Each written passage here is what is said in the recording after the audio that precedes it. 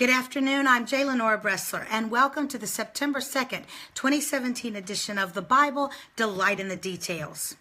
In the Gospel of Mark, chapter 12, verses 30 to 31, we see Jesus being asked a direct question and him giving a very direct answer.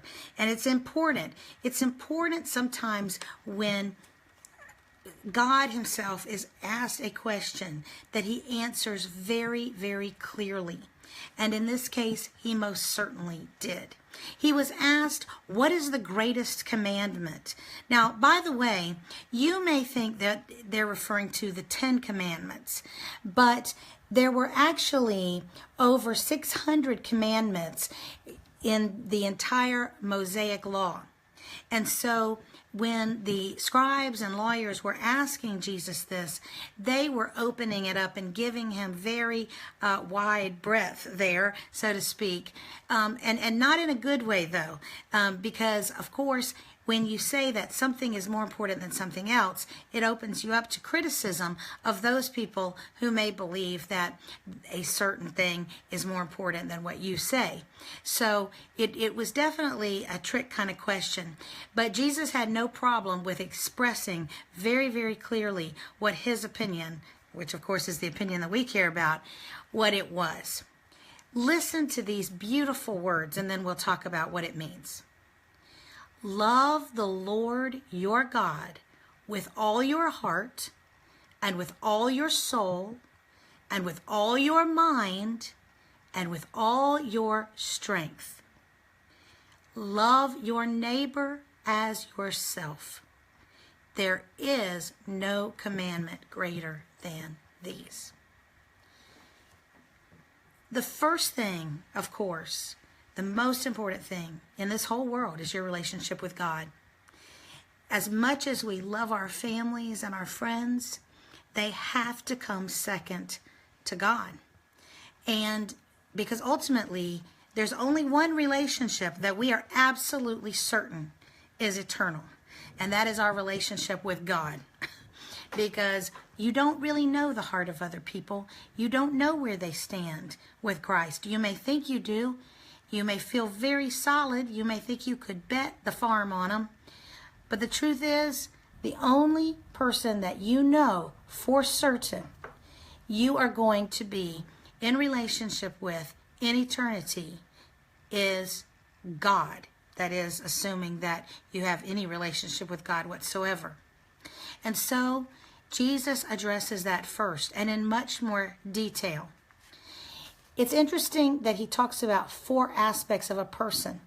And these 4 aspects are thought to make up a person. We think of it as three parts, but there's also a 4th part as well that's kind of interesting, and that's the strength part.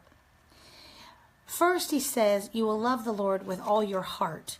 We've talked before on this program that heart is not just the seat of the emotions, but in the Hebrew mind, it was the seat of your will. It indicated what you had desired and had focused on, what it was your intent to do. This is where I stand. This is my reasoned, thought out intention. It was really the seat of the will.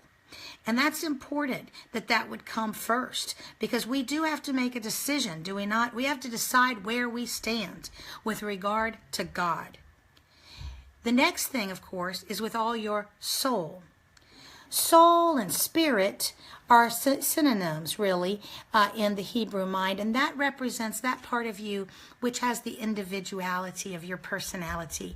All the things that go into making you absolutely unique. And so, that is, you're going to bring all of the diversity of yourself, all the ways in which God has made you unique and different from other people.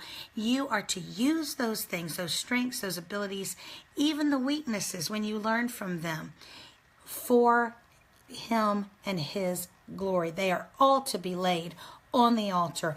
Everything you are, everything that makes you you, the good things, the things you're proud of, and the bad things too, are all to come under Him and to be laid at His feet. And then with all of your mind, we are a thinking people.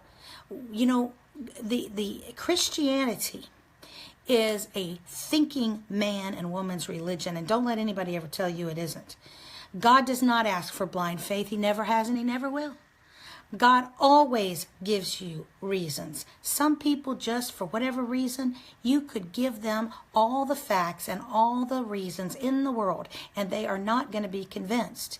You've heard the saying, there is none so blind as those who refuse to see. Many people who have been skeptical, but with an open mind, have been turned into believers through the sheer force of the evidence for God. We are to use our minds. We are never to be afraid to use our minds in the study of God. And God is not afraid of your skepticism. God is not afraid of your questions. So you bring them to God. You bring your honest, seeking heart to God, and I guarantee you that He will receive you and He will give you wisdom if that's what you truly, truly want. Not just giving lip service, but if that is in your heart and you truly want to see the truth, He will find a way to communicate that to you in a way you can understand it. And finally, we are to use all of our strength.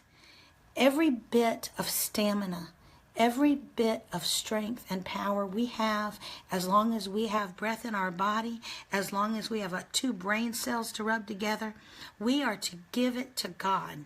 We are to give Him everything. If you are doing things that you think of are sacred, like you're teaching or you're preaching or you're singing about God or you're ministering, and for some reason you think, well, this is more sacred than, say, my work or whatever, then by all means, be sure you're not giving it short shrift. Be sure that you're giving it the same preparation and the same enthusiastic planning and working and enthusiasm behind it as you do other things, including your work and your family and your hobbies and your interests. But also keep in mind something else. There is really no distinction between the sacred and the secular. In a Christian's life, it's all in front of God. Do everything to the glory of God. Do everything with an understanding that your life, the big stuff, the little stuff, the personal things, the professional things, it's all in the service of God. It just has to do with where God has put you right there at that moment in the role. Tomorrow, we're going to look at the second part of this, the second commandment that is held up so clearly, and that is, what does it really mean to love someone as yourself and to treat them as yourself?